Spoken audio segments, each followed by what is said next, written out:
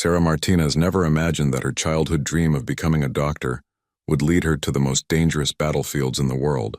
Growing up in a small Texas town, she spent countless hours watching medical shows and reading about surgeons who saved lives under pressure.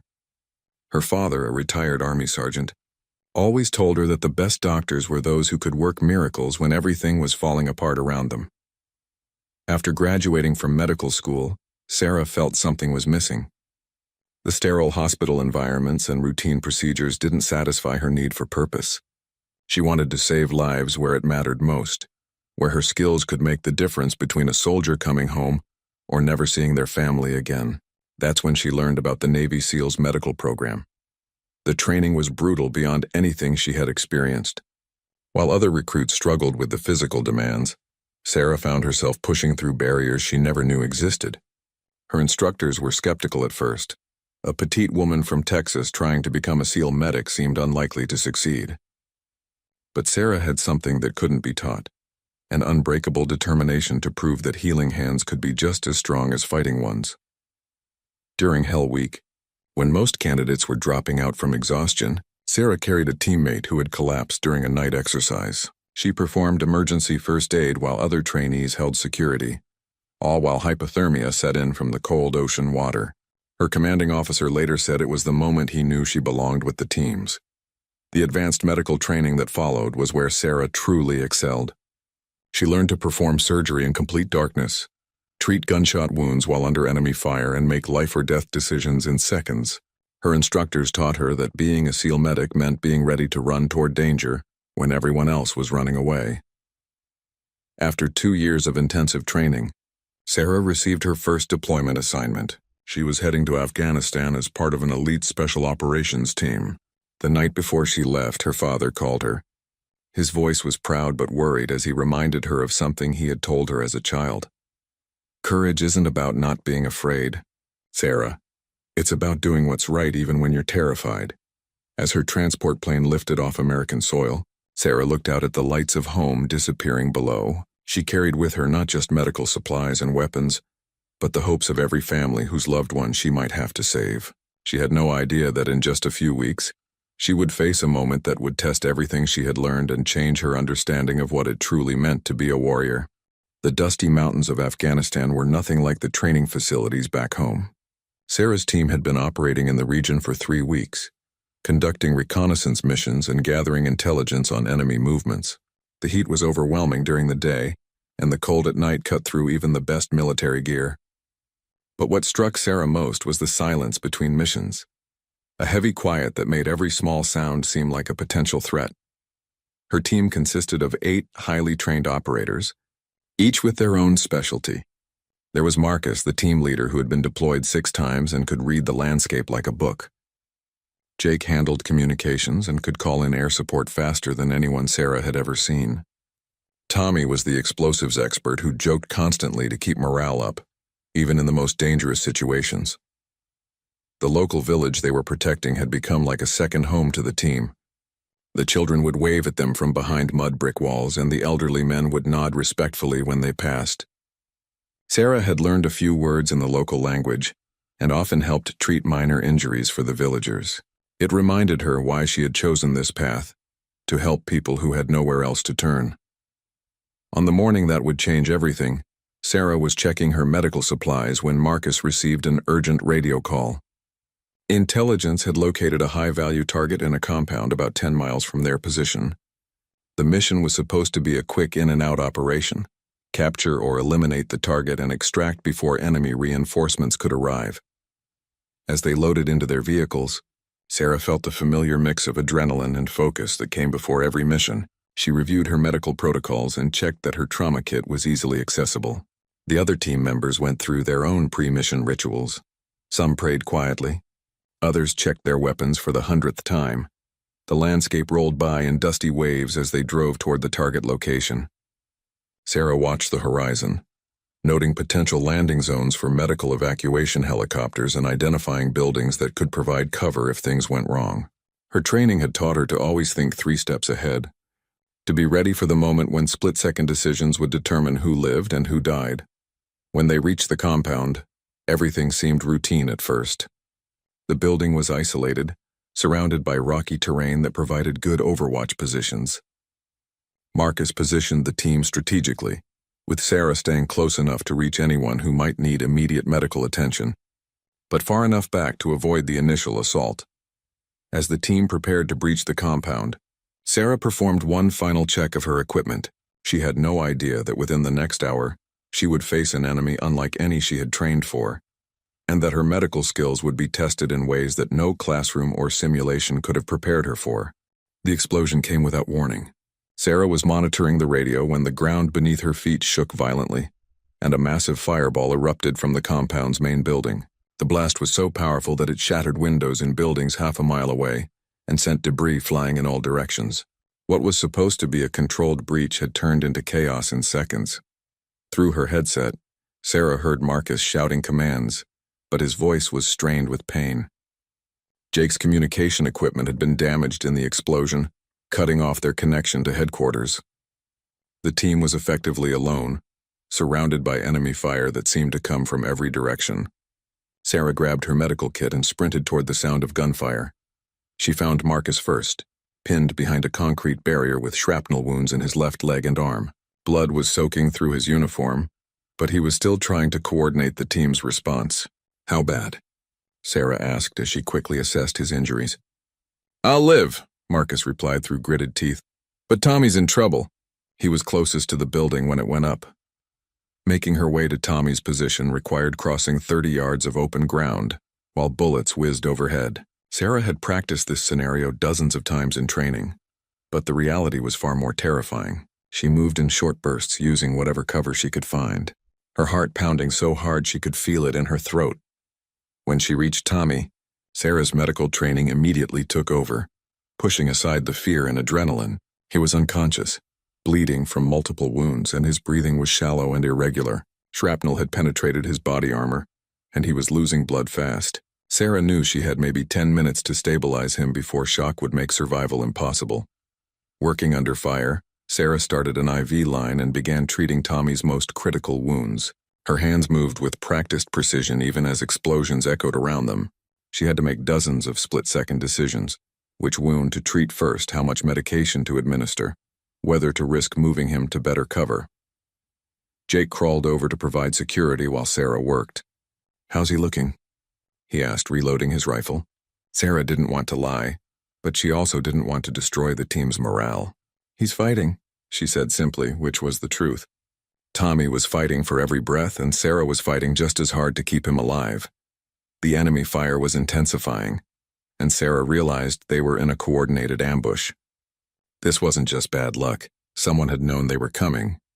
As she continued working on Tommy, she heard a new sound that made her blood run cold: the distinctive whistle of incoming mortar rounds. The real battle was just beginning, and she was about to face the greatest test of her career as both a medic and a warrior. The mortar rounds began falling like deadly rain around their position. Sarah threw herself over Tommy's body to protect him from the flying debris, feeling the ground shake with each explosion. Dirt and rocks pelted her back as she tried to maintain pressure on his wounds. In the chaos, she heard Jake screaming into his radio, desperately trying to reach anyone who could send help. Between the explosions, Sarah heard something that made her heart sink: the sound of approaching vehicles. Through the dust and smoke, she could see at least 6 trucks filled with armed fighters heading straight for their position. The team was outnumbered 3-1, running low on ammunition, and had 2 critically wounded members who couldn't be moved. Marcus, despite his own injuries, was still trying to coordinate their defense. He had positioned the remaining team members in a defensive circle, but Sarah could see in his eyes that he was calculating odds that didn't look good. "We need to move Tommy," he told Sarah during a brief lull in the firing. "This position won't hold much longer." Sarah looked at her patient and made a decision that went against every medical protocol she had learned. Tommy was barely stable, and moving him would likely restart the internal bleeding she had managed to control, but staying meant certain death for all of them.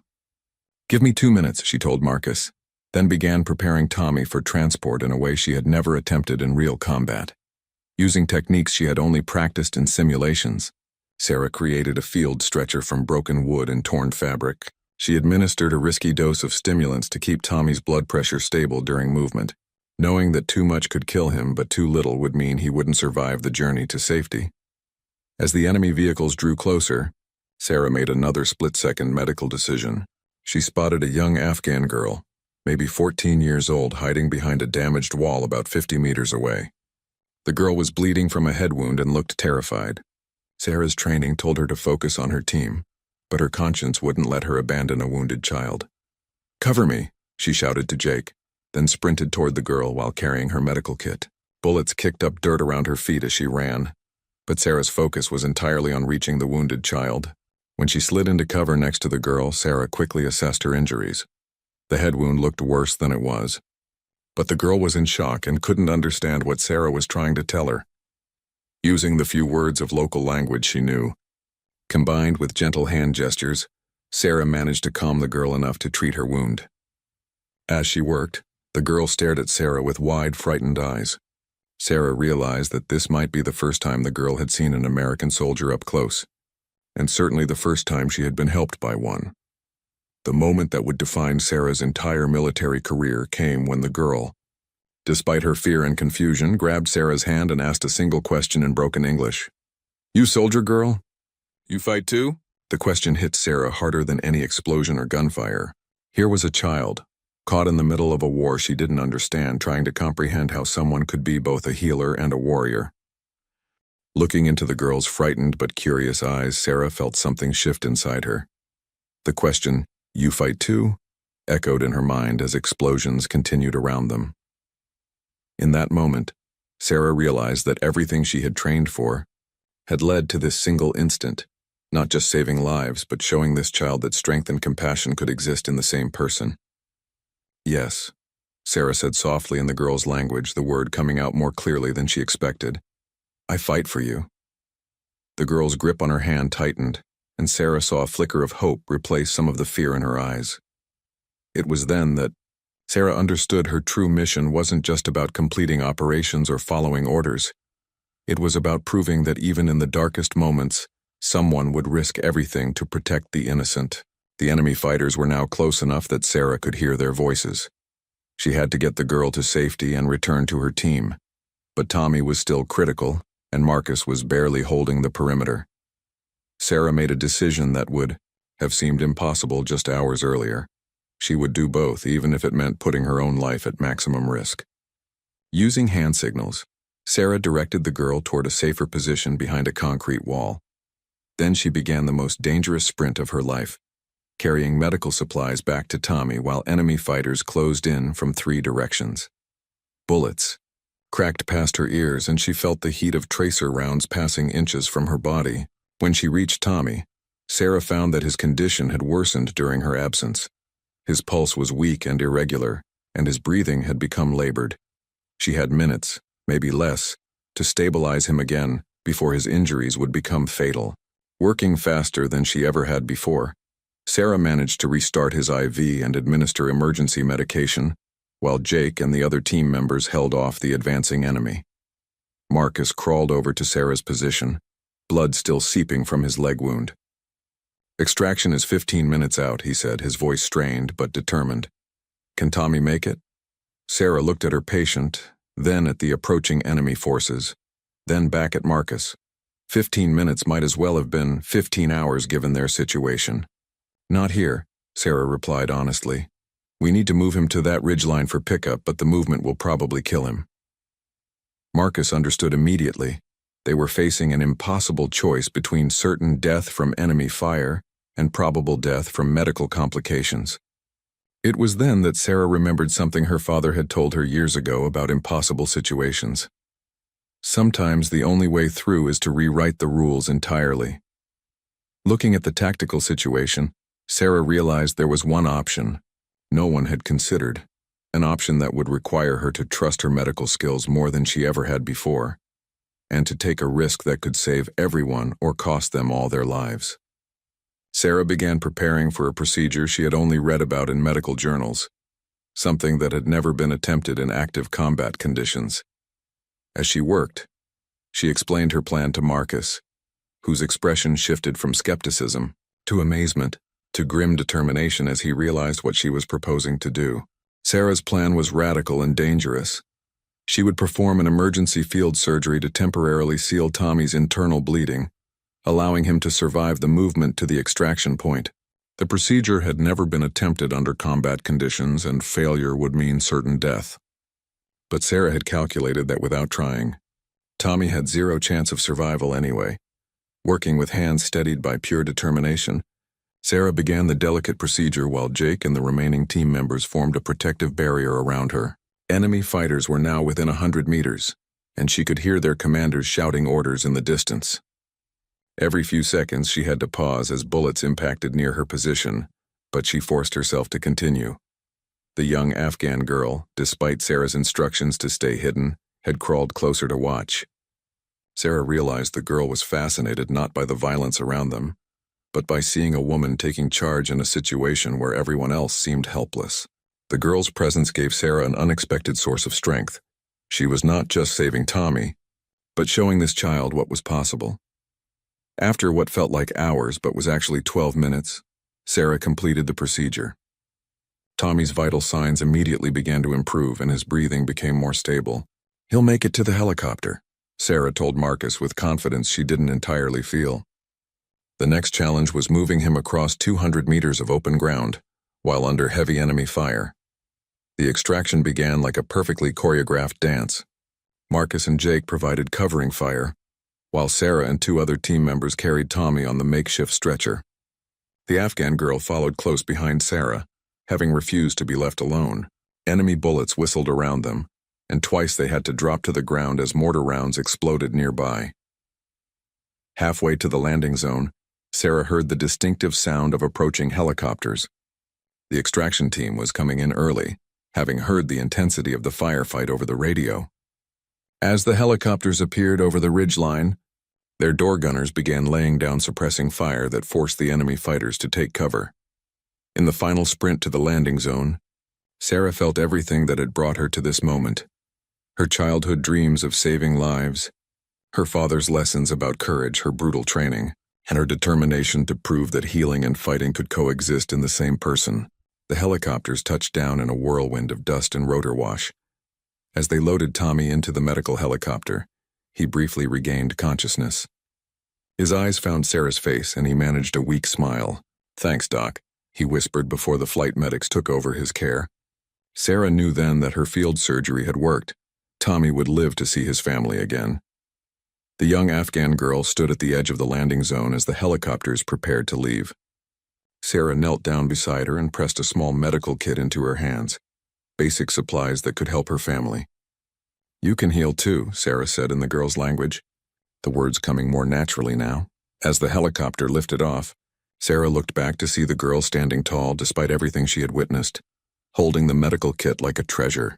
In that moment, Sarah understood that the most important battle she had fought wasn't against the enemy fighters, but against the idea that strength and compassion couldn't exist together. Years later, Sarah would receive a letter written in careful English from a young woman studying to become a doctor in Afghanistan. The letter began, "Dear soldier girl, you showed me that healing hands can also be brave hands. Thank you for teaching me that we can fight for life instead of fighting for death."